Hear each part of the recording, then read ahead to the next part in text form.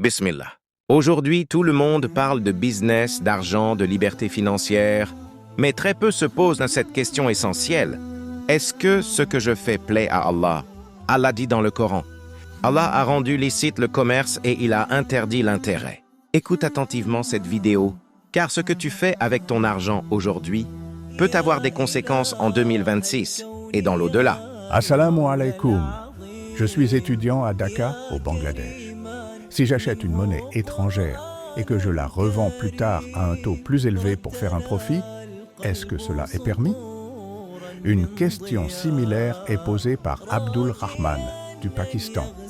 Le trading forex est-il halal ou haram en islam? Une autre question est posée par Sayed Aftab, comptable à Riyad, en Arabie Saoudite. Il demande: est-il halal ou haram de faire du trading forex en ligne, par exemple avec l'euro, le dollar américain, le yen japonais, le dollar canadien, via un courtier en ligne, même si ce courtier propose un compte islamique? La question principale est donc la suivante. Le trading forex est-il permis en islam? Est-il permis d'acheter une monnaie étrangère puis de la revendre plus cher? Le trading de devises comme le dollar, la livre sterling ou le yen est-il autorisé en ce qui concerne le trading forex et l'achat-revente de monnaies étrangères? Si vous ne violez aucune règle de la charia et si vous respectez toutes les conditions islamiques liées au commerce, alors cela peut être permis.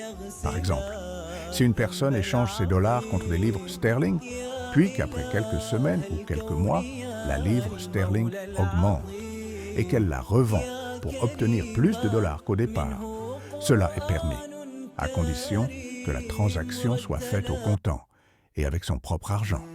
Cependant, lorsque le trading forex est pratiqué à grande échelle, de nombreux éléments haram y sont souvent associés. Par exemple, vous réservez une transaction, mais vous retardez le paiement. Haram, vous payez une somme pour retarder l'échange. Haram, vous utilisez le trading sur marge, où vous ne payez que 10% et quelqu'un d'autre paie le reste. Haram. Le prophète a dit: lorsqu'un prêt est accordé, aucun profit ne doit y être associé. Si ce que tu entends t'interpelle, prends une seconde pour liker cette vidéo. Le prophète a dit: transmettez de moi ne serait-ce qu'un seul verset. Sahih al-Bukhari. Peut-être que ton like, ton partage ou ton commentaire sera la cause pour qu'une autre personne évite une erreur grave sans le savoir. Dis-moi en commentaire ce que tu en penses. Et surtout partage cette vidéo à quelqu'un qui parle souvent de business. Associé. Ainsi, le trading sur marge devient haram, car il implique un prêt avec profit. Dans le trading forex à grande échelle, on trouve souvent des intérêts, riba, des futurs, des options, des pratiques assimilées au jeu ou à l'incertitude excessive.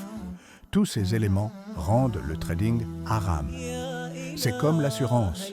L'assurance en elle-même n'est pas haram, mais l'assurance conventionnelle l'est, car elle implique des intérêts, du jeu et de l'incertitude.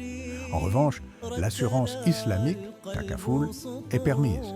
De la même manière, acheter et vendre des monnaies étrangères n'est pas haram en soi, mais les pratiques associées peuvent le rendre haram. Un point très important, la transaction doit être immédiate, au comptant.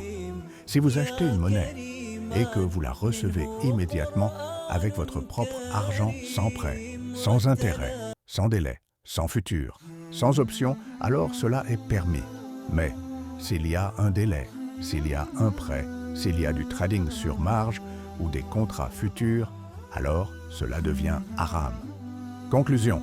Le trading de devises étrangères peut être permis uniquement s'il est fait au comptant avec son propre argent, sans intérêt, sans marge, sans spéculation interdite.